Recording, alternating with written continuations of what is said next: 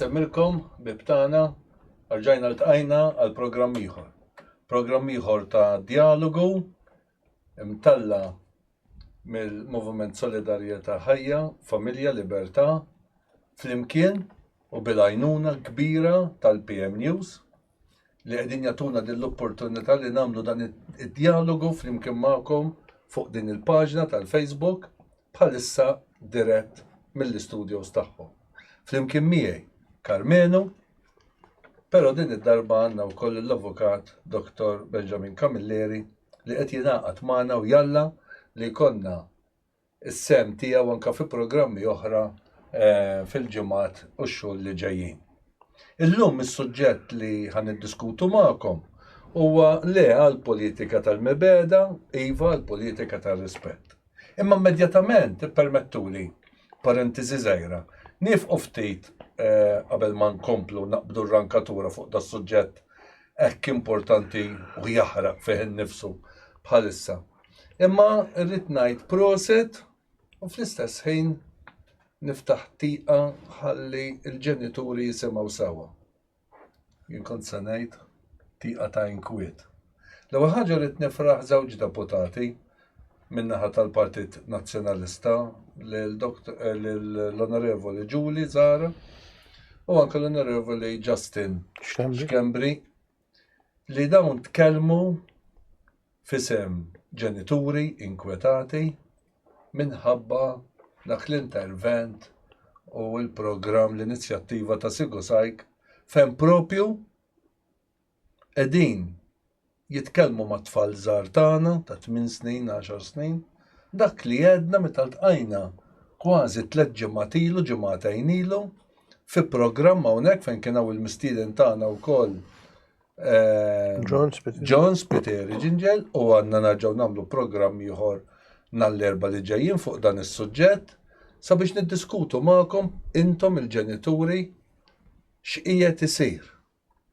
Fi ftit kliem konna għedna li dawn qatt jasal żmien fejn jibdew ikellmu lit-tfal tagħna u jgħidulna mhux għax intom bojta jew ger imma kif tħossukom li jagħmel il-ġeneru tagħkom.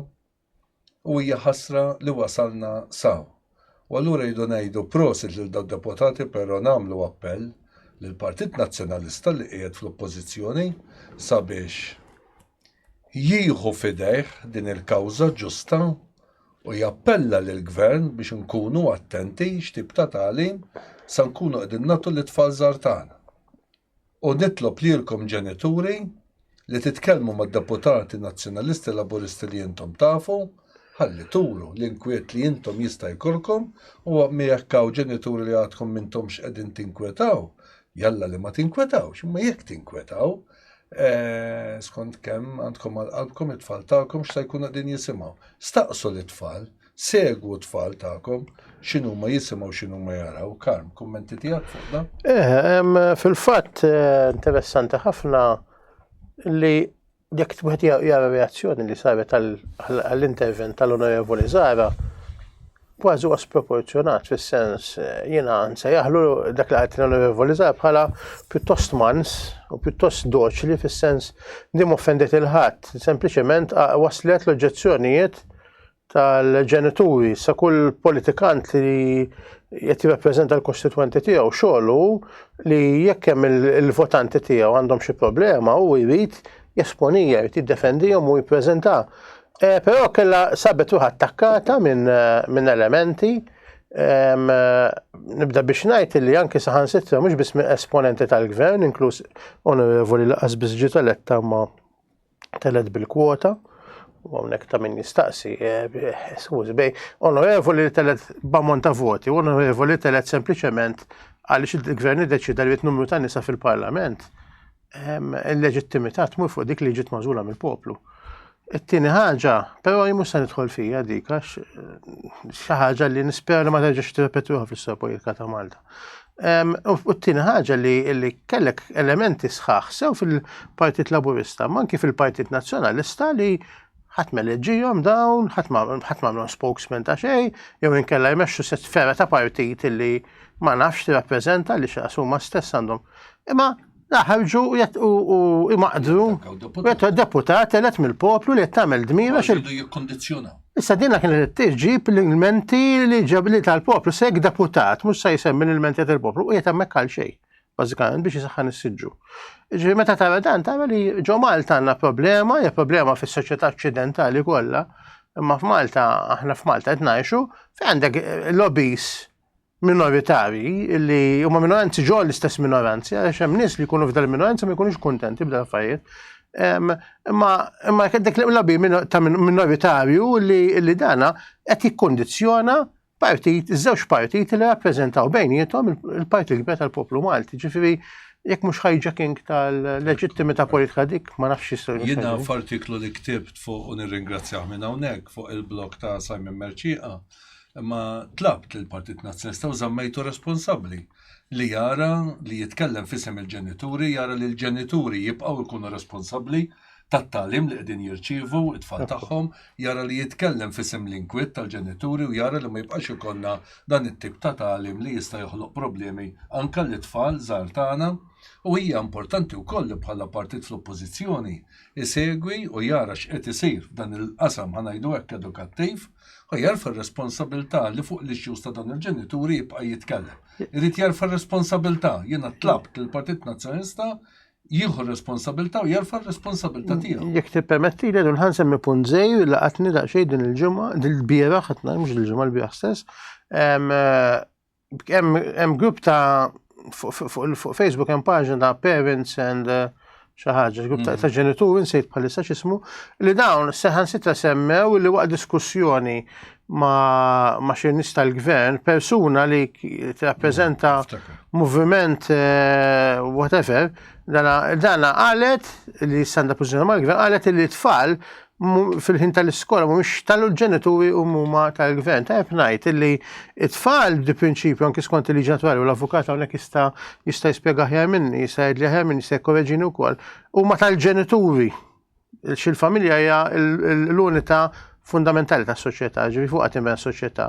Mela l-ġenituri u soċjetajiet li neħħew il-ġenituri biex jagħtu il-poter tal-tfal ta' fidejn l-istat huma soċjetajiet komunisti li nsemmi każ partikolari ta' każ eklatanti ma mhux l-unika wieħed il-Khmerux tal-Kambodja li dawn kienu qerdu l-familja ħaddu tfal fidejhom għax qalu l-istfal huma tal-istat u r-riżultat kien barbarizmu katastrofi kbira ġifieri.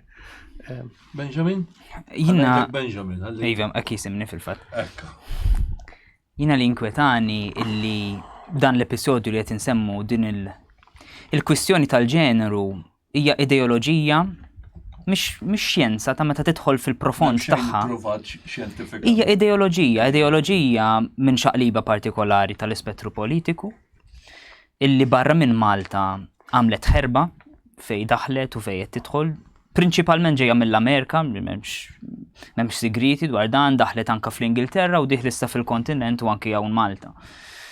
Hija ideoloġija mhux xjenza u ideoloġija perikoluża. Warajja hemm industriji triljunarji illi jipprevedu tkabbir ekonomiku tagħhom minn sena għal sena skont kemm jirnexxilhom jikkonvinċu tfal u żgħażagħ illi għandhom bżonn jittranzizzjonaw biex jekk huma kienu boj meta kien żgħir imma qed iħossu li hu tifla jirrikorru għal interventi mediċi, ormonali, whatever. Ma joħolqu distabilizzazzjoni naturali fiħdan soċjetà sħiħa. F'soċjetà sħiħa manka fl-individu li lin mill-effetti soċjali li huma korroħ, forsi qar minn hekk huma l-effetti fuq l-individu li speċjalment jekk teta żgħira jgħaddi minn ċerta interventi li din l-ideoloġija timbotta l-qudiem b'riżultati katastrofiċi għal-futur ta' dak l-individwu u anke jekk tara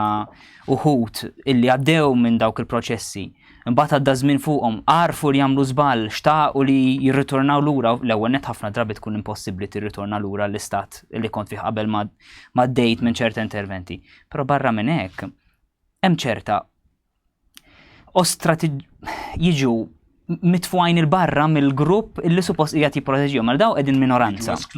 Jiġu esklużi dawk illi jgħidu għamilna żball jew nkella ma kellniex forsi l-informazzjoni kollha f'idejna, nixtieq immorru lura, jippruvaw jiftħu l-għajnejn ta' ħaddieħor biex ma jagħmilx l-istess żball, imma l-istess suppost grupp minoritarju li qed jipproteġihom iqishom kważi tradituri. Imma dan kollu issa jekk qegħdin wasalna f'punt fejn it-tfal Maltin ħajkun qed jiġu esposti għalih, għandna raġuni kbira biex ninkwetaw u Alla ħares li dak li jkun ma jinkwetaw, speċjalment jekk ġenitur. Kważi qegħdin immissu ma' bidu ta' dik li tista' tibda titqis diżordni soċjali. Fija nfisha. Hekk kif il-fatt. Hija diżordni soċjali daqskemm hija wkoll kif qed tgħid int anke iktar minn hekk diżordni anke personali fil-persuna li tista' taqa' vittma ta' dan il-ħsieb. Però fuq dan tiġa tkellemna kważi ġimagħtejn ilu, qegħdin nindunaw li dak li tkellemna fuqu issa qed iseħħ f'pajjiżna, jiġifieri kważi konna on the beat, konna qegħdin idejna fuq il-ferita, jiġifieri aħna fis-suġġetti li qegħdin nitkellmu hawnhekk qegħdin intjun ħafna ma' x'inhu jiġri fis-soċjetà, però ħanerġgħu nitkellmu eżis ġenituri ħbieb tagħna li qegħdin nisseguna bħallum ġimgħa fuq dan is-suġġett u niftħu iktar ħalli nkunu nistgħu niddiskutu anke ma' min huwa espert fuq dan is-suġġett u hekk nagħtukom l-informazzjoni li intom teħtieġu. Immorru lura immedjatament għal suġġett li kellna nitkellmu dwaru llum li għal politika tal-mibeda iva għal politika tar-rispett. Rispett. Rispett kelma oħra hija għarfien li jekk jiena nirrispetta lilek, anke jekk int ma taqbilx miegħi, ifisser li jiena lilek qiegħed nikkalkulak. Ifisser jiena lilek qed intik l-istima li tixraqlek, għax int jekk ma taqbilx miegħi, int bniedem. U qed naraf li inti bniedem. Mibeda jekk jien nobodok, jekk jien l-antagonizmu tiegħi nipprova inwarbek għax int ma taqbilx miegħi, dik it-tip ta' mibeda ifisser li nipprova neliminak, nipprova laqqas biss nikkalkula li inti daqsi. Jien nipprova neliminak għax jiena nibda naħsibni li jien soprema għalik, li jien niflaħ iktar għalik, li jien aħjar minnek. U din hija ħanajdu hekk tribalizmu. Immorru fil-ħajja personali u fil-ħajja politika. Fil-ħajja politika it-tribalizmu dak li kien dejjem imwiet li rridu naqtaw f'dan il-pajjiż u qatt ma nispiċċaw naqtaw. F'kull elezzjoni ġenerali il-partiti naqtaw da tribalizmu ma nibqgħux iktar aħmar kontra blu kontra aħmar. Nispiċċaw illum anke fid-diskorsi waqt il-nhar ta' Ħadd meta jkun hemm id-diskorsi tal-kapijiet u leaders tal-partiti politiċi biex ikun hemm ftit applaws u nqajmu ftit euforija rrid ikun hemm min jitkellem fuq il-mibeda lejn l-avversarju tiegħu. Isna aħna rridu nkunu naqgħu fl-istat tal-annimali li rridu naraw id-dem biex nifirħu u jkun hemm min iċabċab. Jekk ma nkunux ħodor, jekk nkun nuża kliem jiebis, nifhem, naf. Ma jekk ma nxerdux il-mibeda kważi ma nirbħux.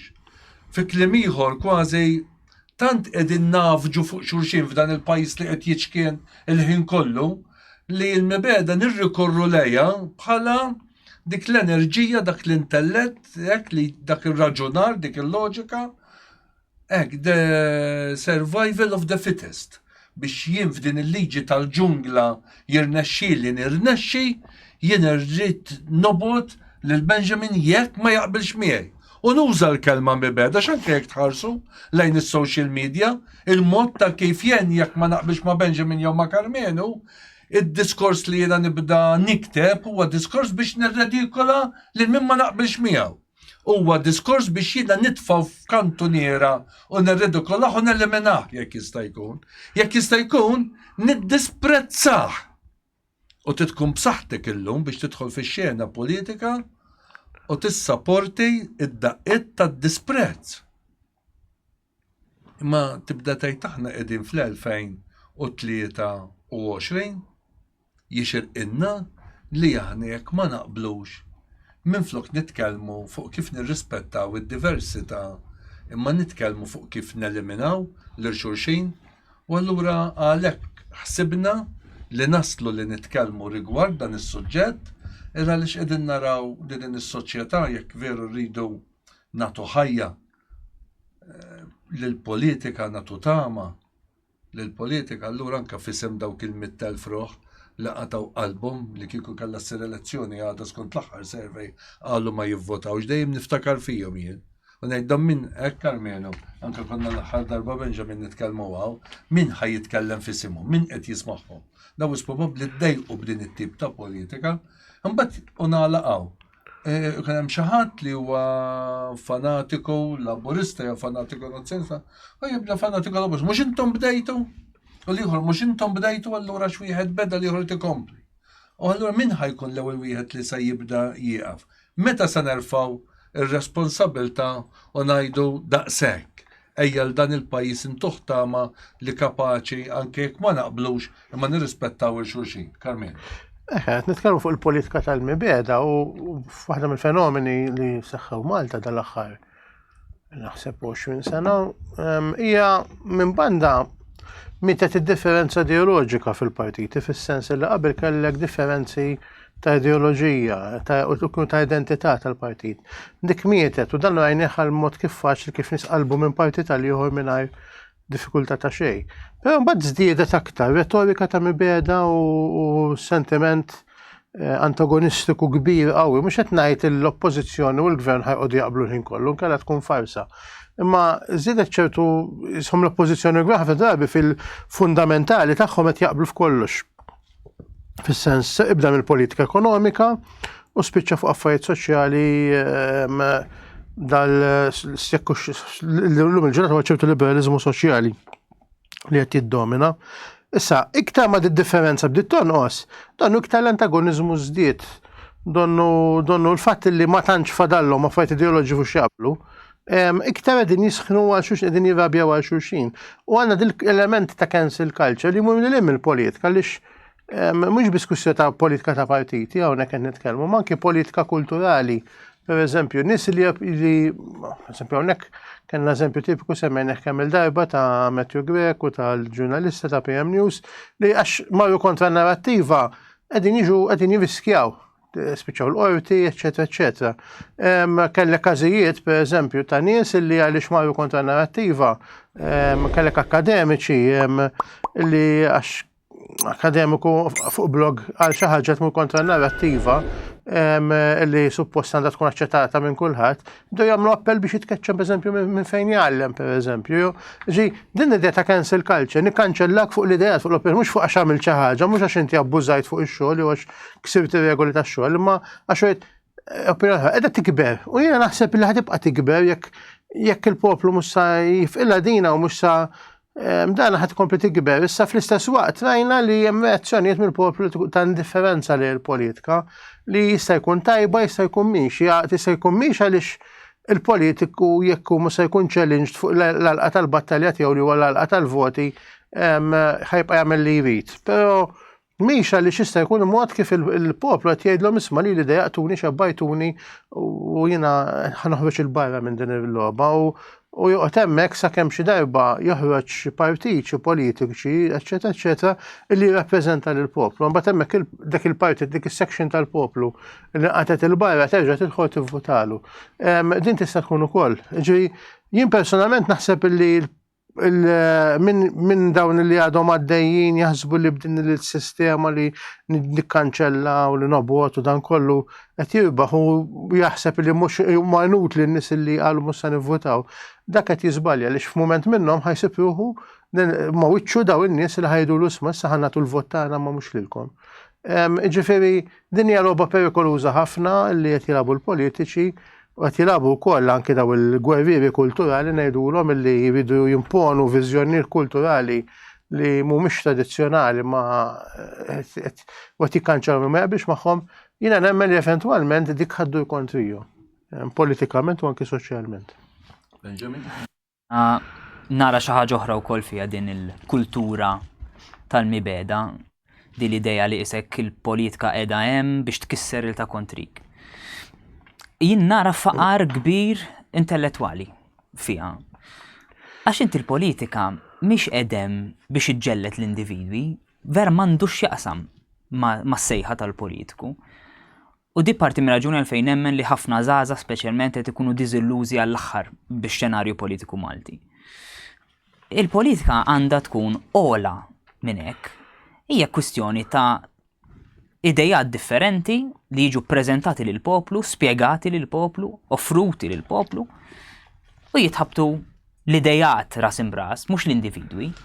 Il-problema kif aċċenna Karmenu hija li maċ fadal idejat politiċi a Malta, verament maċ fadal. Meta ta' il-kontenut politiku u ideoloġiku ta' żewġ partiti prinċipali li għandna f'pajjiżna, ma ssibx differenzi ta'. Bil-kemm issib hija waħda taħsib li mhijiex dak li hu l-iktar popolari, insegwu dawk li qed jagħmlu l-oħrajn, inħarsu xejn barru nagħmlu eżatt bħalhom u nimxu skont fejn huma l-flus. Okay? Dak mhuwiex ħsieb politiku, dak huwa biss populiżmu hemm min isejjaħlu jew huwa biss mezz biex inti tibqa' fis-siġġu tiegħek terġa' tiġi eled darba oħra u r-rota tibqa' ddur. U mbagħad xi darba tispiċċa l-karriera politika tiegħek imma mhijiex is-sejħa vera tal-politiku. U f'dak l-ambjent dal-ħafna tajjid, il-ħafna mibeda, tkun isa outlet għal dak in-nuqqas ta' użu tal-fakultajiet intellettwali sewwa, għax hemm xi ħaġa nieqsa mela ħanimlewha bil-paroli fil-vojt u bit-tajjir. U żgur li tbiegħet in-nies dik għax m'intix toffri xi ħaġa sabiħa, qed tinġi stampa kera illi ma tiġbed il-ħadd, żgur mhux xi ħadd u normalment iż-żgħażagħ huma l-iktar li jkunu mimlijin idealiżmu u pożittività, tama l-futur tagħhom u ta' ħaddieħor, ikollhom ħafna drabi dawn l-idejat li jistgħu jbidlu d-dinja, imbagħad hija xi nħarsu tixgħal it-television. Xtara l-istess kliem riċiklati u l-istess tajjir. Mhijiex il-vera sejħa tal-politika. Inkompli minn fejn tlaqt inti. Jiena darba kont ktibt li għandna faqar fil-ħsieb politiku f'dan il-pajjiż. U dak huwa faqar kbir li mbagħad it-translates jinżel ħanajdu hekk fil-prodott politiku. Il-prodott politiku jiftaqar għax m'hemmx innovazzjoni fil-manifattura, fl-industrija, m'hemmx innovazzjoni, m'hemmx produzzjoni ta' prodotti ġodda. Fil-politika l-istess. In-noqqas taħsib f'dan il-pajjiż qiegħed imut kif qal Karmenu. Illum fejn naqqasna l-ideoloġija rebaħ il-populiżmu, rebħet l-alla tal-flus, għamilna l-flus l-alla tagħna u min se jagħti l-iktar flus, però mbagħad żdied quddiem ix-xejn u xejn il-korruzzjoni. Il-korruzzjoni spiċċat ħakma. U xi ħadd illum mingħajr ma kien jaf li jiena ġej nagħmel dan il-programma nitkellem fuq dan il-ħsieb, imma l-esperjenza li qasam miegħi hekk kienet ta' ċertu dwejja għalli b'din il-korruzzjoni li jaw f'kull livell, kull level, korruzzjoni f'kull livell, minn fuq s'isfel u minn isfel għal fuq, għalli ġibek tgħix fid-dwejja kbar. U din it-tip ta' korruzzjoni spiċċat ossessjoni fuq dan il-pajjiż li qed toħloq ħanajdu hekk konfrontazzjoni. Għax hawn min qed jiekol minn fuq dik il-korruzzjoni.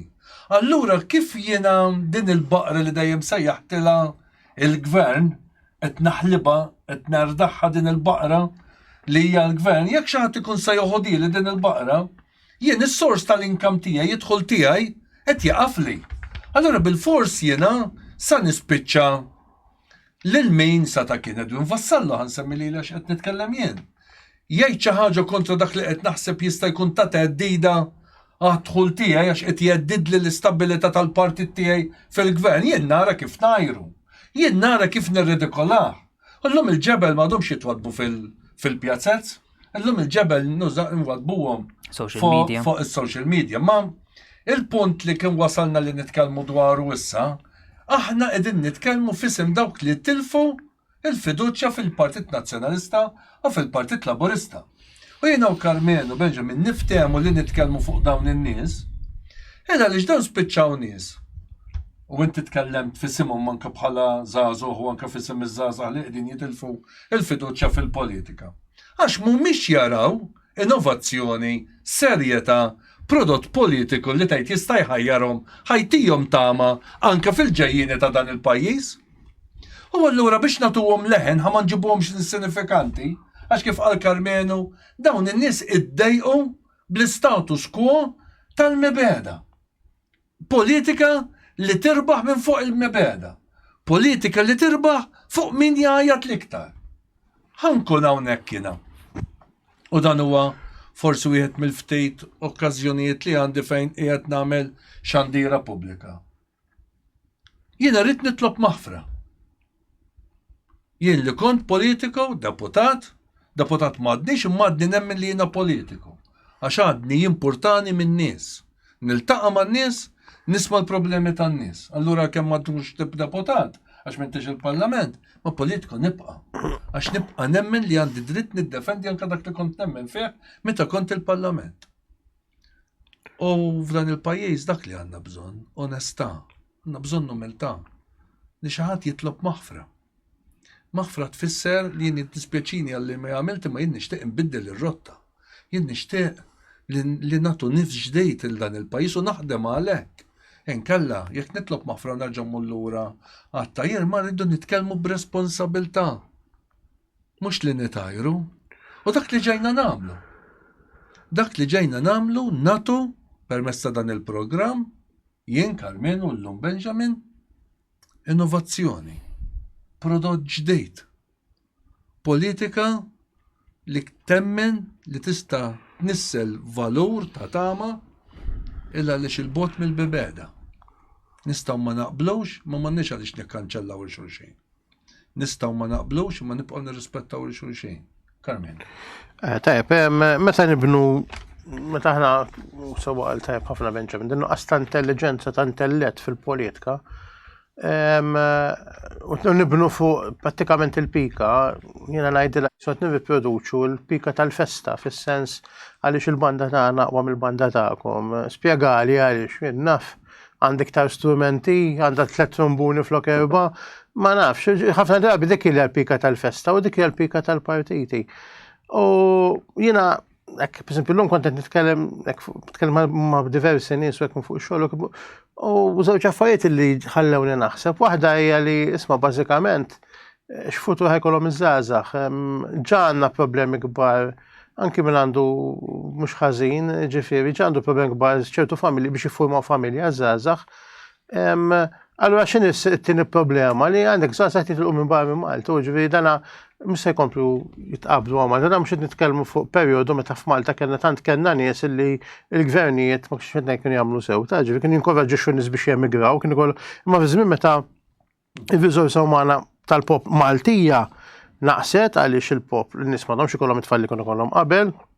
Iż-żgħażagħ ma mhux dawk il-ħafna żgħażagħ li jkun hemm 50-60 sena ilu jista' jimlewlek vapur jmur l-Awstralja, imma huma żgħażagħ ma xi prezzjuża llum ħafna minnhom ma nista' ċertu skola, imma xabgħu qed jitilqu minn Malta. Jiġifieri naħseb jien aktar milli noqogħdu nintilfu fuq ħmerijiet u clashes bla sens. Ejja naraw l-ewwel ħaġa għaliex ma nkonvinċux dan il-ġid uman qed jitlaq minn Malta. U t-tieni ħaġa, il-valuri f'xsar minnhom, il-valuri mhux tab xejn għandna politika ta' mibeda, jekk anke l-istess valuri bażiċi tlifnihom u tgħidu li l-partiti huma għandhom obbligu iva għaliex le, il-governanza tajba, il-ġid komuni, il-kunċett ta' ġid komuni. Illum il-ġurnata kemm għandek tisma' politiċi jitkellmu fuq il-kunċett ta' ġid komuni, il-kunċett il-governanza tkun tajba fil-veru sens tal-kelma ta' mhux sempliċi illum kulħadd ifajjer korruzzjoni ma fil-veru sens il-governanza tkun ta' ġid tal-poplu tal-poplu. Ħansemmi tagħlim li fl-antik kien bena l-partiti tagħna. Il-partiti kollha Maltin inbnew fuq it-tagħlim soċjali Kattoliku, speċjalment l-enċikliċi tal-Papiet, il-Rerum Novarum pereżempju, li tant kelmet fuq il-ġid kif għandu jiġi distribut u kif għandha ssir ġustizzja soċjali mal-ħaddiema, kieku ma kienx l-enċiklika żewġ partiti dak li llum il-Partit Nazzjonalista. Dak iż-żmien kien fi żmien Fortunato Mizzi. U mbagħad fis-snin 20 anke meta ħarġet il-tieni enċiklika l-Quadraġesimu Annek Mister Żball ta' Rerum Novarum, il-Partit Laburista wkoll kien semmija, dan żewġ partiti bdew fuq dal-eruq. Illum il-ġurnata x'inhuma l-eruq tal-partiti? Tuna l-flus, tuna l-kontratturi, ntuk il-barka u bnikul ma' meta nkun fl-oppożizzjoni, anke biex nkun xi diġi għall-kap ngħidu ngħidu ħafna affarijiet, imma mbagħad fil-verità kulħadd kuntent, kulħadd ferħan għax għandna l-flus. Issa, l-ekonomija kemm qiegħda tinżel fuq il-poplu. Din il-poplu jivrealizza tajb, u mhux tab xejn se jiddejqu ġifieri għax il-dawra durella u ma tnaslhom kien qegħdin nagħmlu. Nixtieq fuq li qed jgħid Karmenu, dil-kwistjoni tal-korruzzjoni. Meta issegwi ftit il-politika lokali, dil-kelma biss tisma' fil-verità. Tila u nieżla. Min jgħidlek hawn wisq korruzzjoni, min jgħidlek prove it, ġib li l-provi fej qiegħda jekk insiba niġġielida. U nisimgħu varjazzjoni ta' daw iż-żewġ frażijiet il-ħin kollu, on repeat. Minix ngħid li mhijiex xi ħaġa li għandha tiġi miġġielda, għax vera teżisti l-korruzzjoni, vera hija kankru u tkun fejn tkun, u mhux bil-fors tkun fil-gvern biss, għandha tiġi miġġielda u minn hawn insellem il dawk kollha li qegħdin jitħabtu f'din il-ġlieda. Speċjalment reċentement kien hemm dik ir-rebħa tal-kawża fil-qorti mmexxija minn Dr. Adrian Delija li kienet rebħa importanti għal pajjiż u jalla ikompli jsir xogħol fuq dak il-front.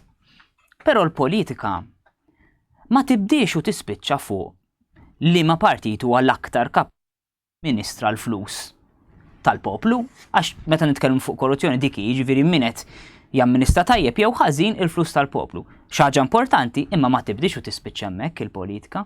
Hemm bil-wisq iżjed minn hekk. Iż-żgħażagħ li semmejna l-ewwel u li nappartjeni għalihom. Mhix tant il-korruzzjoni illi tinkwethom fil-ħajja, imma fejn se jsibu dar, fejn se jmorru joqogħdu, kif jistgħu jibnu familja, kif jistgħu iġibu tfal fid-dinja, kif jistgħu ilaħqu mal-ispejjeż, kif jistgħu jgħixu raġel u mara flimkien bit-tfal mingħajr it-tnejn ma jkunu qed jaħdmu ħinijiet full-time u overtime ukoll. U ħajqattaw ħin ma' wliedhom mhux għand in-nanna jew għand xi child care. Dawk affarijiet li żgħażagħ ta' kuljum qed jgħixu u jaqtaw qalbhom minħabba fihom. Fil-fatt kien hemm survey riċenti li wera 77%, kważi 80% taf x'qed tgħid taż-żgħażagħ Maltin jippreferu kieku joqogħdu barra minn Malta. Tal-waħx. Alla ħares kellhom jitilqu għax laqas jissopravvivi 10 snin oħra dal-pajjiż jekk jitilqu 80% taż-żgħażagħ tagħna dak x'futuru. Qed nirriskjaw l-indipendenza tagħna. Totalment. Hija xi ħaġa li ħażin kemm qegħdin ħażin pajjiżi oħrajn barra minn Malta u hemm għandhom ħafna ħażin war minn tagħna. Ma naħsibx li hemm pajjiż ieħor Ewropew li huwa gravi daqshekk. Ma nemminx li hemm fid-dawl ta' ċokontana, sintendi, għax problemi simili jeżistu, pero ċokontana jimmultiplika il-gravità tagħhom dal-problemi meta 80% ta' żgħażagħ f'popolazzjoni daqshekk żgħira. Allura dini, per eżempju, kwistjoni kbira illi qiegħda timpatta tant dan kollu li semmejt għax timpatta il-prezz tal-proprjetà li kollox iħollu jorbot fuqu minn dak li semmejt jien jew ħafna minnu, hija l-kwistjoni tal-immigrazzjoni tal-massa. Per eżempju, illi f'temp ta' 10 snin il-popolazzjoni ta' barranin f'pajjiżna żdiedet minn 5% għal kważi 25% f'temp ta' 10 snin. Ovvja li dik ħadd ikkawża dawk il-problemi l-oħra li semmejt l-ewwel għax is-suq hekk jaħdem. Imma lim mill-partiti prinċipali li suppost aħna nafdaw biex jieħdu ħsiebna qed jindirizza il problema. Għax l-ebda minn wieħed minnhom ma jidir li qiegħed jinkwita fuqha, għax wieħed jgħid ġib iżjed u l-ieħor jgħidlek mhux full up. Qed insemmi eżempju wieħed, però eżempju li direttament jaffettwa li żgħażagħ. Allura mhux ovvja illi daw se jitilfu kull inċentiv li jitħajru jsegwu l-politika jew saħansita jivvutaw jekk jafu li wieħed jew ieħor xorta l-istessa jibqgħu fuq dal-punt. Issa, alright, forsi tonqos il-korruzzjoni jekk jitla partitu mhux ieħor, ma fejn konna bqajna taf l-affarijiet illi vera jinħassu speċjalment miż-żgħażagħ. F'dan il-pajjiż ir-rispett, il-politika tar-rispett qiegħda ċċedi quddiem Alla tal-flus. U qiegħda ċċedi quddiem Alla tal-flus il għaliex kif għadna diġà meta warrabna il-valuri, meta poġġejna the end justifies the means, l-importanti li tasal il-kif ma jimpurtax, meta bdejna nisħu li kważi l-politika tibda tagħti iktar aċċent tibni il-qawwa tagħha fuq l-individwalizmu tal-persuna, l-egoizmu tal-persuna, l-indifferenza tal-persuna lejn is-sens ta' komunità. Meta kif għadu kemm qal Karmenu warrabna anke l-valur tal-ġid komuni, allura mbagħad il-leżefer morali, dak il-relattivizmu morali, dak li jgħja nwarbu il-liġi ħalli no law, no crime. Fejn nimnaħħu l-liġi, mela nistgħu nagħmlu li rridu. Allura mbagħad ġelli ktibta wehta f'soċjetà fejn il-gideb m'għadux ħażin u jitqis tajjeb. Fejn is-serq m'għadux ħażin jitqis tajjeb. Iblaħ tkun jekk ma tisraqx. Iblaħ tkun jekk ma tikkorrompix. U tikkorrompi mhux biss il-flus, tikkorrompi l-flus hija korruzzjoni. Il-korruzzjoni tal-ambjent, korruzzjoni. Korruzzjoni tal-verità, korruzzjoni. Il-korruzzjoni tal-moralità, korruzzjoni. Hemmx il-korruzzjoni mhux biss bil-flus biss qiegħda li inti tipprova iġġib il-moralità ta' pajjiż xejn mhu xejn biex imbagħad inti meta qed tagħmel xi ħaġa ħażina ħadd ma jista' jgħidlek li int qed tagħmel xi ħaġa ħażina għax il-ħażin ġie tajjeb u t-tajjeb ġie ħażin. Allura ġibna pajjiż kif għadhom kemm qegħdin jgħidu l-ħbib tiegħi unlivable. Unlivable. Iż-żgħażagħ dak li qegħdin jgħidu f'dan il-pajjiż 80% minnhom taż-żgħażagħ tagħna kważi qegħdin jgħidu f'dan il-pajjiż jiena ma ngħix. Kemm kellna raġun? Ġimgħa ilu kważi jiena u inti Karmenu. Għedna meta ikun hawn survey. Mela kellna l-ewwel survey. U kellna ma' 70,000 ruħ, 60 li ma vvotawx, 10,000 li ħasru l-vot, 70,000 ruħ li bewieħed u ieħor rew l-isfiduċja tagħhom fl-aħħar elezzjoni fil-partiti politiċi. Fl-aħħar survey 100,000 ruħ. Dawn iridu nagħtu każhom ta' dawn terremoti politiċi. Għal min jinkwieta? Jista' jsir terremotu jmutu ħafna nies ħadd ma jinkwieta fuqu. Għal ma min iħobb is-soċjetà l-bniedem irid jinkwieta. Dawn in-nies huma riżultat tal-isfiduċja li hawn fil-ġejjieni ta' dan il-pajjiż. Għalhekk irridu ninkwetaw fuqhom dawk il-100,000 ruħ, għax jekk ikompli jiżdied f'servej ieħor dawk il-100 jew jiġu 110 jew jiġu 120, ifisser li qed jikber in-numru ta' dawk li m'għandhomx tama mhux fil-politiċi bħala partitu jifqu hemm, ma li m'għandhomx tama fil-ġejjieni ta' dan il-pajjiż. Ara kemm dan il-pajjiż jispiċċa unlivable għal diversi raġunijiet. Fosthom anka minħabba dan iridu nagħmlu programm ieħor fuqu, minħabba anka l-influss tal-barranin li qegħdin jiġu f'Malta li spiċċajna. F'Malta l-ekonomija tagħna qiegħda fi status quo il għaliex tant hija marbuta mal-konsum li jekk nibżaw, li jekk ma jkunniex biżżejjed konsumaturi li jikkonsmaw li jonfqu, il-konsum jaqa' u tikrolla l-ekonomija kollha tagħna. Din hija d-dinja li qegħdin fija, u f'din id-dinja fejn spiċċajna qegħdin nafġu fuq xulxin, allura in-nuqqas tar-rispett lejn id-diversità, lejn l-opinjonijiet diversi, il-loġika tal-individualizmu l-importanti li nasal jien, hija kollu riżultat ta' soċjetà li qegħdin nispiċċaw fija nifgaw. Immaġina li qegħdin ġa kamra aħna li tiflaħ 4 min-nies, li tiflaħ 6 u minflok jkun hawn 20. Irridu naraw u jrid ikun hawn stampede min ħajħroġ l-ewwel minn bib żgħir. Minn dawn l-20. Naraw kif ħajn niġġieldu u din hija l-kattiverja li sar għandna bejnietna. Biex nirnexxu irridu nkunu kattivi ma' xulxin. Irridu naraw kif inwarbu il-valuri tagħna. Ħalli nagħmlu dak li nistgħu. U l-valuri jiswaw il-flus ta'. Jekk taw min jemmen li titkellem fuq il-valur hija xi ħaġa tal-Knisja, hija xi ħaġa li l-politiku m'għandux jitkellem dwarha. Miskin dak il-politiku li ma jemminx fil-valuri. Taf kemm jiswaw flus? Il-valur tal-ġid komuni taf kemm jiswaw flus? L-aħħar sentenza tal-qorti fuq l-isptarijiet ikkwantifikat kemm jisma il-valur fi flus tal-ġid komuni. Dak il-kuntratt il-sentenza tal-qorti qalet li saret mhux fl-interess tal-ġid nazzjonali. Mhux fl-interess tal-ġid tal-poplu. Jiġifieri mhux fl-interess tal-ġid komuni. Taf kemm sewa il-valur tal-ġid komuni? Għaliex kellna minħad dik id-deċiżjoni u ta' dawk il-kontratti fraudolenti kif tom sewa lil dan il-poplu 300 miljun euro li tiġa tħallsu u nisperaw li jinġibu lura. Swew l-isptarijiet tagħna għax neħħajna il-valur tal-ġid komuni. Immaġina li kieku minn dik id-deċiżjoni il-common denominator, il-kejl tas-sewwa kien il-valur tal-ġid komuni. Kieku dik id-deċiżjoni ma ħadix. U dik is-sentenza tal-qorti ikkwantifikat fi flus tat il-prezz ta' kemm jiswa il-valur tal-ġid komuni. Mit-taxxa tal-poplu tagħna 300 miljun euro. Tara kif jiswew il-valuri kemm għandna xiex immorru għalihom il-valuri Carmena. Tajjeb, qed nitkellmu fuq, għamilna l-alla tagħna bħala l-flus, bażikament. Mammona uridu kif fil-skrittura, issa ma di. Issa, il-prezz se tinħallsu kif semmed win huwa jibes wis, bena wis buħna il-poplu anke f'affarijiet oħrajn, pereżempju anke meta ħanagħmlu xi tajba kemm niġbru flus fija, pereżempju ma ngħidux ħanagħmlu dell-attività tista' timpatta ħażina, ma ġibarna dal-ammont ta' flus u ntuħ karità. Ġidonnu niġġustifikaw kemm nagħmlu flus.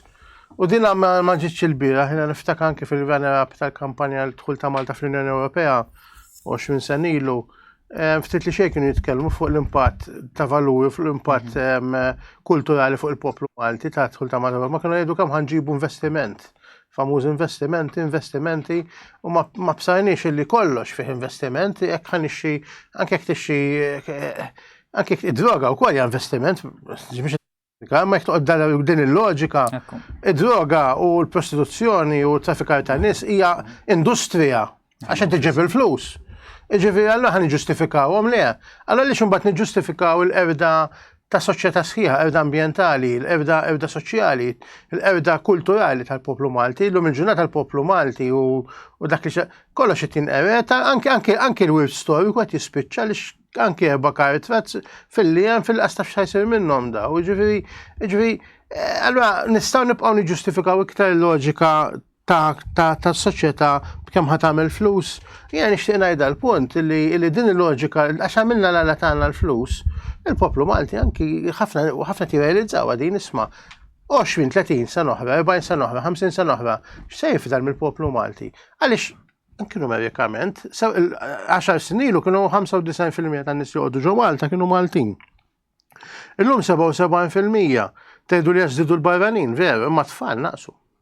Mhux qed jitwildu daqs qabel. Ġifieri għamlu l-konklużjoni tagħhom dan kollu għaliex, mhux għax qed jitlu l-barranin, mhux qed jitwildu l-tfal, għax kultant tara xi ħafna barranin, imma ejja naraw daqsxejn. Il-familja Maltija mhux qed nagħtu kasa.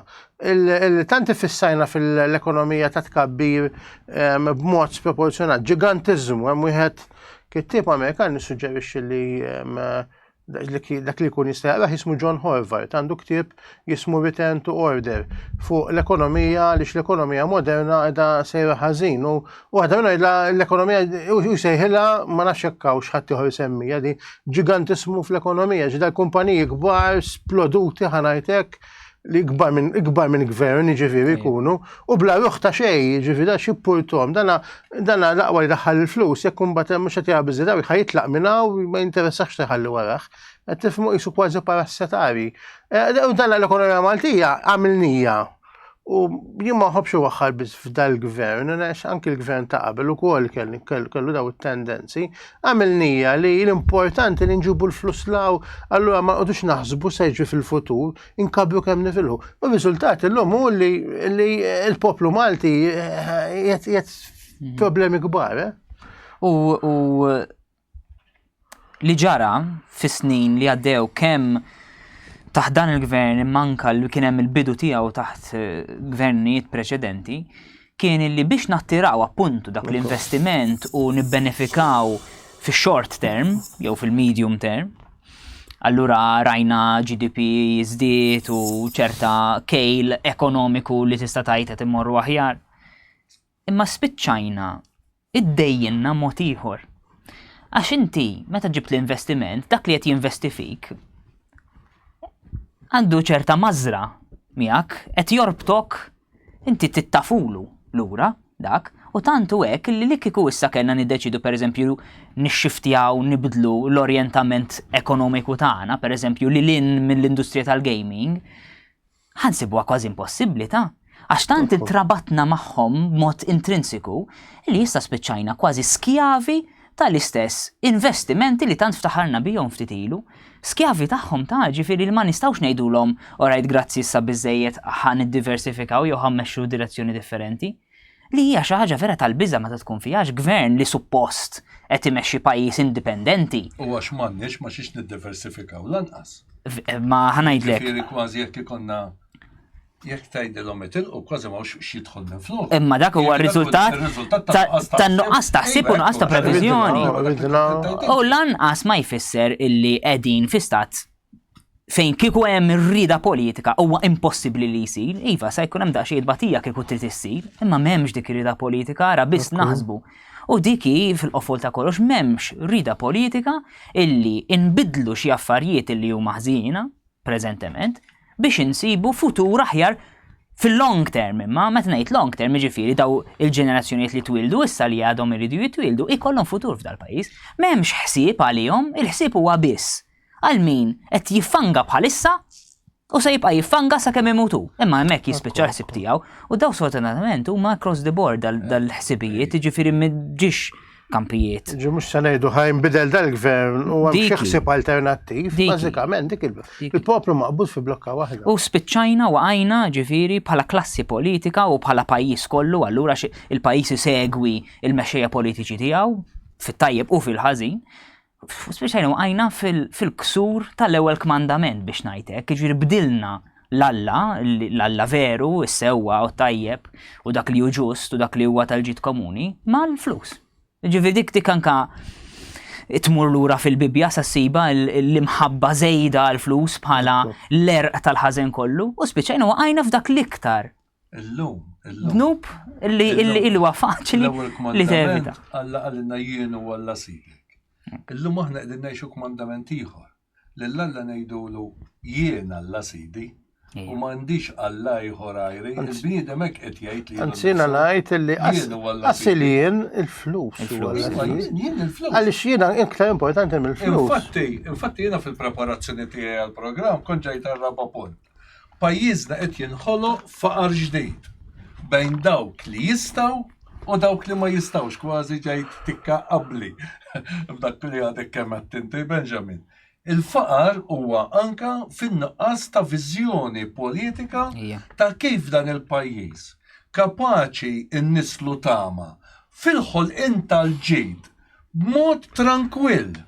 Fil-ħolqien tal-ġid mingħajr ma nibqgħu noħolqu il-biża li se nafġu fuq xulxin.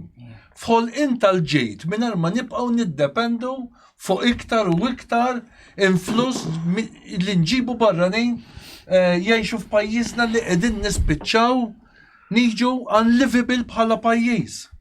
Li nispiċċaw noħolqu biża li f'dan il-pajjiż ma tistax tgħix tranquill. Ftit ilu għax tiġansajna ta' isna tiġansajna, ftit ilu fuq l-aħbarijiet kien hawn fejn anke l-Prim Ministru qal jien kieku jkolli t-tifla nibża timxi il-belt. Sa ftit ilu kellna vjolenza fit-toroq tal-belt tagħna. Buġibba dal-waqt jasal is-sajf, kellna kriminalità fit-toroq ta' Buġibba u San Pawl il-Baħar. Illum għandna nies li jibżaw jimxu fit-toroq tagħna, da qegħdin ngħidu f'Malta fejn sa ftit snin ilu kienu konna ċavetta fil-bib ta' barra. Ekku, qed issemmi dawk il-lokalitajiet bħal San Pawl il-Baħar u l-Nħawi viċini, pereżempju anke statistikament illum nafu li hemm iżjed barranin bid-dritt li jivvutaw f'elezzjonijiet tal-Kunsill Lokali milli Maltin. Issa dik mhux xi ħaġa tal-waħx. Meta kull ma għandna ftit lokalitajiet f'pajjiżna x'da mhux qed ngħidu bħal Franza pereżempju li għandek Pariġi pereżempju vera hemm ħafna barranin imma mbagħad fil-kumplament tal-pajjiż hemm iżjed nies lokali, aħna Malta waħda biss għandna daqs belt waħda f'pajjiż barrani. U allura meta kont qed nippjanek li naqsam dan il-ħsieb magħkom, il-faqar li għandna dan il-faqar ġdid, noqqas ta' viżjoni għad kabbir ta' kif nistgħu noħolqu s-sostenibilità veru, anke morali f'dan il-pajjiż. Għax il-bniedem mhux bil-ħobż biss jgħix. Però wkoll illum għandna dan il-faqar għax qegħdin noħolqu social divides ġodda. Mhux iżjed bejn il-foqra u s-sinjuri, imma bejn dawk li jistgħu u ma jistgħux. bejn dawk li jaħsbu li jistgħu jaslu u dawk li ma jistgħux jaslu. Bejn dawk li jaħsbu li jistgħu jew jagħmlu li jistgħu kollox u dawk li ma jafu lil ħadd, ma jistgħux jagħmlu pass il qoddim. U jiena qabel ma ġejt hawnhekk kien hawn xi ħadd ieħor u kellemni. Għandu paga suppost tajba, ġifieri lecturer l-università għalli missier ta' familja naħdem għalli anka part-time job. Għalli imma l-inkwiet li għandi fil-familja tiegħi li anka l-mara taħdem u għandha xogħol tajjeb, għalli bżewġ titfal u ma nistgħux inlaħqu. Jiġifieri ara llum x'tip ta' inkwetaw. Għalli ġifieri l-mara tiegħi tixtieq tibgħat titfal skola primarja, għalli waħna ma naffordjawx. Skola sekundarja privata. Aħna ma naffordjawx. Ma naffordjawx nagħtu edukazzjoni tajba lill-ulidna kif jixtiequ huma. Jiġifieri u hemm frustrazzjoni.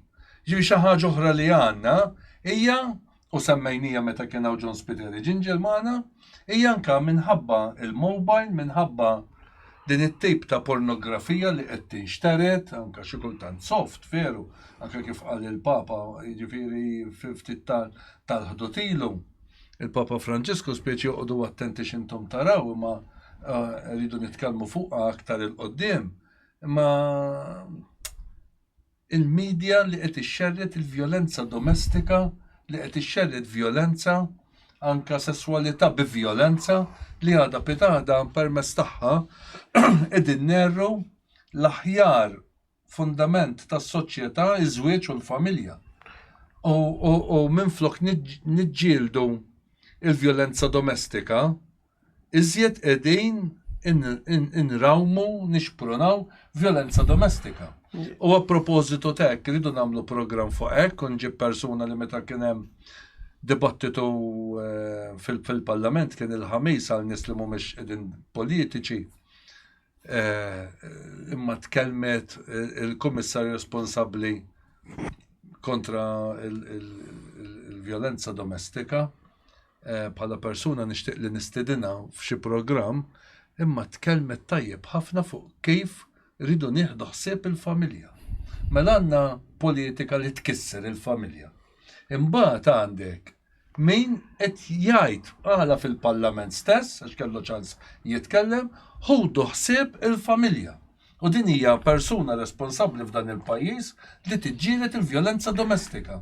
Għax iżjed ma nġibu faqar fil-familja, iżjed tinħolloq vjolenza domestika. Dan hu faqar, din hija mibeda oħra, din hija il-feq qegħdin naslu biex f'dan il-pajjiż anke issa fir-relazzjonijiet ta' bejnietna il-mibeda qiegħda tirbħilna m'hemmx iktar rispett. Jekk tippermetti li Edwin fuq din l-aħħar punt ta' violenza domestika nixtieq insemmi punt li hawn min ideoloġikament u din nimmaġina fetwa żgħażagħ iktar milli jiena u int Edwin, imma ideoloġikament fl-edukazzjoni, jiġifieri sew fl-edukazzjoni anke speċjalment terzjarja, kif ukoll mbagħad anke f'ċerti servizzi li idaħħal dik l-intersectionality, jiġifieri bażikament konflitti bej minoritajiet, konflitti, u ħafna waħda minn konflitt bija, raġel u mara nistorjentament differenti, and they thrive on them bl-Inglis ngħidu, ġifieri dan literalment hija qed jagħmlu kważi ideoloġika, pereżempju li tkun raġel huma single white male jgħidu, sa Malti ma nafx hekk ġabjat. Straight mhux single, skużani. Straight white male. Allora dak huwa qisu l-alla tal-ħażen dak hemmhekk. U l-kumplament dan jopprimi, allura ir-raġel qed jopprimi l-mara awtomatikament. Anki biħsieb, anki microaggression, anki ħsieb żejr u kollu. Allora ma jistax ikun li ma jkollniex dak tip ta' konflitti, u ma jistax ikun ikollok il-ġi komuni, jiġifieri minn banda nikkundannaw il-vjolenza domestika, ma fl-istess waqt noqogħdu attenti għal ċertu ideoloġiji li tiħolqu konflitti bej il-ġeneri essenzjalment, speċjalment jekk ħadd tibni familja u tkun l-armonija. Issa ma nistgħux ikun li assolutament minnu raġel u straight u dana kollu u ħażin awtomatikament u noqogħdu ngħidu l-isma' n-nies li qed jopprimik. Anke miskin ma qed jagħmel xejn, ġifieri tajjeb illi ngħidu wkoll, imma hemm ħafna issues illi humu anke meta naraw hekk il-partiti politiċi Maltin mhux qed jagħtu jew jikbu l-kurrent tagħhom, jew nkella jinjorawhom, kif semma Benjamin. Ġifieri l-ikbar rebħa, ġifieri tgħidu li l-partit politiku għamel jenfasizza kemm għamilna l-ekonomija tajba, imma il-kultura, il-ġlida kulturali, li il-politika għandha tiġi. Il-kwalità tal-ħajja. L-ilma l-kwalità tal-ħajja tiġi biss jekk ikollok kultura tajb, kultura mhux qed ngħid fuq pitturi, jiġifieri l-itos tas-soċjetà, qabel kienet il-familja. Hija xi ħaġa spiritwali. Spiritwali, eżatt. Fis-sens ġenerali tal-kelma spiritwali. Il-politiċi, ma sedhom, l-importanti li għandna ekonomija tajba, għandna l-flus, u daqshekk. Għalla bil-fors, jina dejjem ngħid jekk ma tifbaħ il-ġida politika, il-ġida ekonomika, ma titlef il-ġida kulturali, tlif kollox. U fil-fatt, jekk wieħed iħares ftit anki blenti iżjed ġenerali lejn l-aħħar deċenji ta' dal-pajjiż u x'ġara qabel ma wasalnaw, naħseb tista' tgħid li imxejna minn estrema l-ieħor ekonomikament imma ħandaħħal anke l-aspett kulturali fiha. Kien hemm żmien fit-tmeninijiet fejn ekonomikament kellna restrizzjonijiet kbar fuq is-settur privat illi kollox irid ibaxxi rasu għall-omnixxenza tal-istat. Il-gvern jiddeċiedi kollox. Dak kien żmien u kien żmien ikraħ u għaddejna minnu bħala pajjiż, ma niftakrux jiena x'qas kont twelid, però kull ma tittaqra ftit biex tkun taf u titkellem ma' nies li jgħixu. Imbagħad wara dak iż-żmien ġie żmien fej l-affarijiet bdew jinfetħu u kien hemm ħafna ġid li sar u ħafna tajjeb għax il-bniedem min-natura tiegħu għandu jkun liberu biex jidħol għall-intrapriża privata u m'għandux ikollu dak ix-xkiel tal-istat jassess fuqu. Dak kien żmien tajjeb fej ftaħna ċerta affarijiet u tajna ċerta libertajiet ekonomiċi, però llum donna tħallna f'overdrive ekonomiku. Jiġifieri dak il-libertà li huwa naturali huwa tajjeb spiċċa sar libertinaġġ mingħajr limiti morali fis-sens li inti. Mal-liberalizzazzjoni tal-ekonomija morna l-liberalizzazzjoni tal-ispiritualità u tal-moralità. Daqshekk illi ta' x'inhu sewwa ħażin. Meta inti għandek kultura li tirrispetta dawk il-limiti morali ta' x'inhu tajjeb u x'inhu ħażin u hawn Malta kellna u għandna ġifieri il-fdalijiet illum sfortunatament ma ta' kultura nisranija li kienet taraf li hemm limiti għal kollox, inkluż għal kemm qed iddaħħal flus, hemm limiti għal kollox. U għal kemm qed tikkonċentra flus f'individwi, hemm limiti għal kollox. Meta ittajjar dawk is-sisin, imbagħad bil-fors għandek il-liġi tal-ġungla li min jiflaħ sa jkompli jimpala jirfes fuq dak li ma jiflaħx u nispiċċaw lura għas-sitwazzjoni simili għal ta' 80 ħlif li minflok l-istat illi qed jiddeċidi kollox ikunu gruppi ta' individwi xi kumpaniji illi għandhom il-ġid kollu konċentrat f'idejhom. U ħafna drabi jaqsmuh mal-politiċi ġifieri nispiċċaw l-istat u daw l-individwi privati qegħdin f'xirka waħda ta' min l-iktar jiflaħ jimpala mingħajr ebda attenzjoni għal min ma jiflaħx f'dik l-ekonomija indimunjata kien hemm min isejħilha wkoll. Jiġifieri da r-riżultat ta' meta m'għandekx dawk il-limiti morali illi f'kultura pajjiż illi għandu kultura li japprezza, kultura li taraf li hemm dawk il-limiti, kultura nisranija kif kellna qabel. Bil-fors ħadd tispiċċa hemmhekk u bil-fors irridu qabel ma nsolvu l-problema ekonomika dan li rid nasal lih, irridu nsolvu il-problema kulturali li waslitna hawnhekk. Jiena meta kont il-Parlament min jaf kemm darba kont ngħid. Biex ikonna riġenerazzjoni ekonomika, ta' veru, l-ewwel irid ikonna riġenerazzjoni morali. U kien ikun hemm min jitħak bija. Però darba meta kien hemm il-diskors li bih inawgura l-presidenza tiegħu fl-Amerika Obama wara il-presidenza ta' Bush fejn kien hemm ukoll reċessjoni, kien tkellem Obama u qal kif ir-reba l-egoizmu kien wassal għar-reċessjoni. Għax ir-reċessjoni ekonomika, il-sors tagħha kien ir-reċessjoni morali. Fiex ħin inti beda jkollok il-kapijiet ta' azzjendi finanzjarji kbar li bdew ħanajtek jisirqu ir-reba li hija riżultat ta' reċessjoni morali. Ta' xi ħaġa li jkun warrab il-valur morali. Qegħdin nindunaw kemm dak li qegħdin ngħidu aħna veru huwa importanti fil-ħajja tas sostenibilità soċjali. Jifir il-moralità tagħmel sens, jiena kont inħobb ngħid u nibqa' nemmen fija li dak li huwa moralment ħażin huwa soċjalment ħażin. Ekku. Meta twarrab il-morali anke ġa familja, skużawni, x'inhu sens ta' tajjeb u ħażin. Ekku. Mbagħad għandek rebus. Għax il-bniedem esseri soċjali, mhux individwu vaku. Sekku, però llum għandna sistema edukattiva. Għandna sistema fil-ħajja fejn tefat anka s-sistema politika, il-raġunar politiku, l-onus l-importanza fuq l-individualizmu tal-persuna, l-egoizmu tal-persuna. U dan fejn il-lum il-soċjalizmu kif konna nafu aħna qabel spiċċa, imma l-liberalizmu dak li jwassal biex il-bniedem jaħseb fejn nifsu. Għalhekk iwarrab il-valuri, dak li qegħdin ninsejħulhom aħna valuri morali. Pero ma ninsawx ukoll li aħna llum għandna ekonomija maħkuma minn illicit trading, minn setturi ta' negozju illeġittimu. F'Malta l-5 setturi ta' ekonomija li qegħdin isostnuna li mhux supposti jeżistu, imma raw kemm huma kbar u qegħdin jikbru, huma droga, l-użura, il-prostituzzjoni, it-traffikar tan-nies u l-ħasil tal-flus.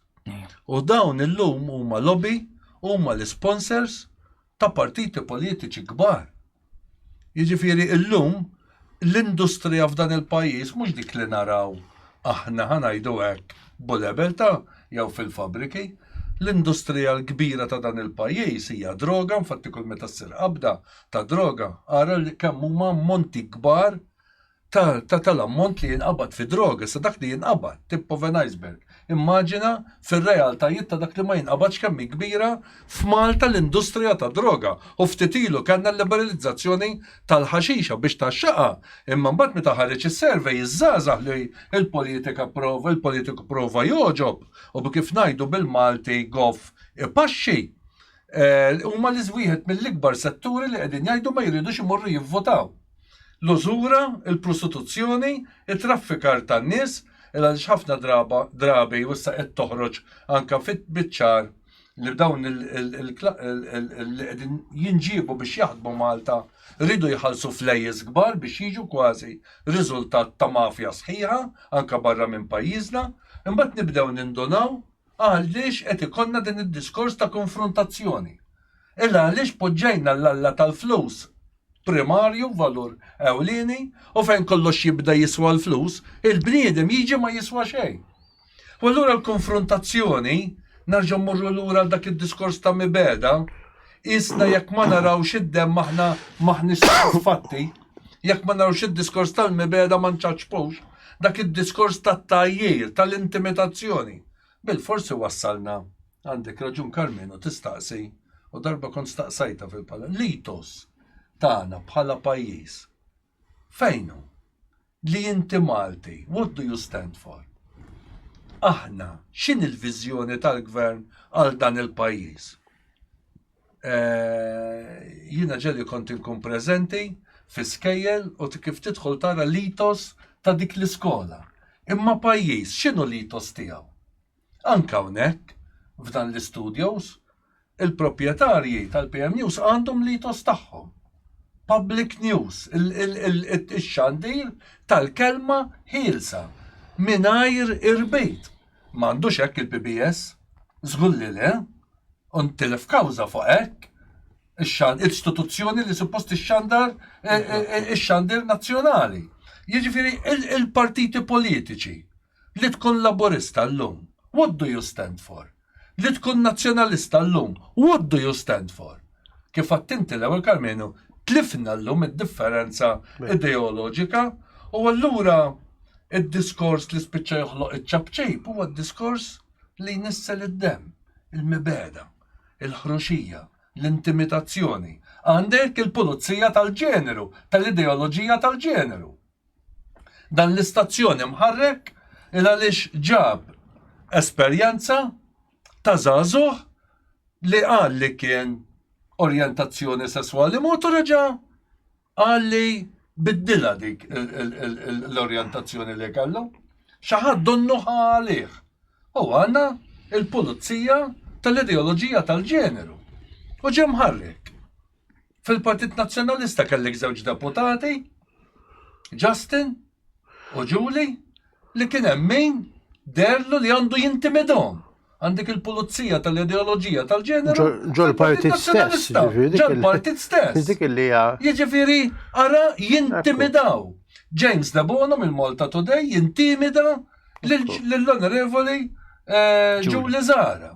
U jħossu li għandu dritt kemm il-darba prova jintimida lili. U jagħtik it-titli. U jgħidlek dinosauru. Għax jiena ngħid jien nisrani. Għax għalih jiena konservattiv. Sawa għalih jiena meta spiċċajt mill-Parlament, Requiem kien kiteb, mela dan spiċċa u kien semma lili u l-Jason Azzopardi. Imma għax aħna nemnu f'dak li konna nemnu nibqgħu. Le ma kienx hemm. Jekk tippermetti. Jekk tippermetti li Edwin anke fuq dawn l-individwi li sniping ngħidulhom bl-Ingliż, dak qed waħbi wassiġu qed jispara.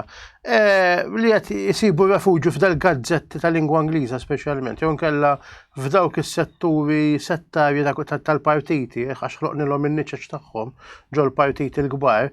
Jien onestament il-partiti li qasbiss għandna nikkonsidrawhom għaliex jidher ċar li l-impatt tagħhom fuq l-opinjoni pubblika huwa iktar apparenti milli hu. Ġifiri, meta tara jien naf ħansem il-Partit Nazzjonalista għamel xi 10 snin issa kemm ilu jipprova jibni alleanzi ma' daw il-fazzjonijiet liberali, xoħod minnhom xellu. Tilef iktar l-identità tiegħu. Mhux biss anke tilef il-voti aktar, ġifieri laqas kieku tajta tiġib il-voti, kieku dana b'daw l-alleanzi bil-fares nazzjonali li saru ftit ta' snin ilu, ġabu ammont ta' voti ngħid m'hemmx tagħmlu, strateġija li taħdem. Imma l-istess Partit Nazzjonalista ħafna drabi naraw jonqosulu n-nies iktar ma jitħabbeb magħhom u iktar ma ħallihom. Għaliex għax dak li hu jkun minn hemm tajjeb kif jarek esperjenza ħafna minna esperjenza għajnija fil-partit tiegħek li inti konti tanitek trabbejt fih u dejjem tibda tara dat tip ta' nies li qed jgħidu affarijiet li inti għalik u ma taqbilx magħhom, kif inti tgħidlhom isma' ma jistax ikun inti dinożawr inti konservattiv inti titellifna. Allura skużani sieħbi jiena m'għandix post tiegħu, saħħa ċaw baj. Tlaqt, telaq Karmenu. ċawu baj, dak il-bipo ma' wiċċek. Telaq Benjamin, ċawu baj, telaq Edwin, ċawu baj, ma telqu 1000 ruħ. 2000 ruħ, 10,000 ruħ. Ma tindunax illi dan huma kallu ħanajdu hekk li tidejqek. Meta jaħassa fuq ħafna suġġetti illi dan il-partit u anka s-soċjetà ġenerali tipprova dejjem tkun iktar moderna progressista fuqhom, wieħed illum jinduna li kieku inżammu ċerta prinċipji morali, inżammet ċerta koerenza ideoloġika, ċerta nuqqas ta' biża' wkoll anke fil-konfront ta' dak li forsi jidher li mhuwiex popolari. Illum nindunaw li iż-żmien jagħti parir u li kieku żammew ma' dak illi kien veru illum ma dak li suppost huma. Illum in-nies kienu jgħidu ara xi ħadd baqa' konsistenti u kellu raġun illum iż-żmien dana parir, imma minflok imxew marriq, imxew skont il-kurrent u spiċċaw dejjem iżjed irrelevanti milli kienu qabel. Qabel. Ġifieri din anke fil-ħajja personali tot, ġifieri inti żomm mal-prinċipji li huma vera li huma tajbin, ġieli ħadd idher daqsxejn mhux popolari, mhux hekk ovvja u ħadd qatt ma wedna li dak li jusew ħajkun dejjem popolari, però jibqa' veru. U li inti tibqa' koerenti miegħu, jgħaddi kemm jgħaddi żmien, imbagħad xi darba ħajindunaw in-nies għax il-ħażen qatt ma jirbaħ għal dejjem taf din id-dinja. Jiena l-konklużjoni għaliex qed jagħmlilna s-sidja li naħseb inna nitkellmu, imma jiena rid nispiċċa b'istorja żgħira. Darba kien hemm wieħed qallu li sieħbu li jekk titlef il-flus, Benjamin, ma tkun tlif xejn. Jekk titlef saħtek kun tlif xi ħaġa, imma jekk titlef il-prinċipju, tkun tlift kollox. Illa għaliex ħadd ma jista' ifittxek iktar. Ma tibqax minn int. U fil-ħajja, fil-verità. ħbib tagħna, tkellemna ħafna. Il-mibeda m'għandniex irridu, imma għandna bżonn l-onestà, għandna bżonn l-umiltà. Ftit ilu kien hawn ħafna min tkellem, anke speċjalment wara din is-sentenza tal-qorti, kemm neħtieġu nagħmlu emendi fl-istituzzjonijiet tagħna. Però l-ikbar emenda li għandna bżonn nagħmlu u dak li għandu bżonn dan il-pajjiż hu nies onesti. Illa li xek mussa jkonna nies onesti, burokratikament u legalment nistgħu nemendaw kemm nemendaw biex l-istituzzjonijiet jaħdmu. Ma jekk mussa jkonna nies onesti, maħnissa ninvestu fl-onestà f'dan il-pajjiż, allura l-istituzzjonijiet ta' xejn nippruvaw inbidluhom. Ejjew naraw li konna l-onestà u intom li qegħdin issegwuna kull wieħed u waħda minna nippruvaw f'ħajjitna. Namlu bidliet kbar ta' nkunu qegħdin f'dan il-pajjiż, imma nippruvaw namlu sforz nkunu ftit iktar onesti, nkunu ftit iktar umli. Għandna kemm għandna erf, għandna kemm għandna saħħa. Ejjew naraw kif ikonna rispett lejn min ma jaqbilx magħna. Il-mibeda m'għandniex bżonna, x'inhi hija enerġija negattiva li tkisser, ma taqqax, ma tibnix pajjiż. Aħna għandna bżonn nibnuh pajjiż, għandna bżonn ninsaħħu l-familji tagħna, għandna bżonn ninsaħħu l-komunitajiet tagħna u kull wieħed u waħda minna għandu bżonn ikun b'saħħtu wkoll. Ikun b'saħħtu imma jekk jerġa' lura għal dawk il-valuri li jagħmluna nies. Mhux il-flus kollox. Il-flus ninqdew bihom, ma nħalluhomx huma jinqdew bina. Għax il-flus jitfuna u jekk nagħmluhom Alla tagħna u l-flus ikunu kollox, aħna bħala bnedmin niġu ma niswaw xejn. Grazzi, ħbib tagħna, niltaqgħu bħallum ġimgħa suġġett ieħor interessanti u nawgħedukom li aħna nkomplu naħsbu li nitkellmu f'isimkom, nitkellmu magħkom, nitkellmu għalikom u jalla li nkunu kapaċi nislu tama ġdida f'dan il-pajjiż. Grazzi, il-lejl it-tajjeb.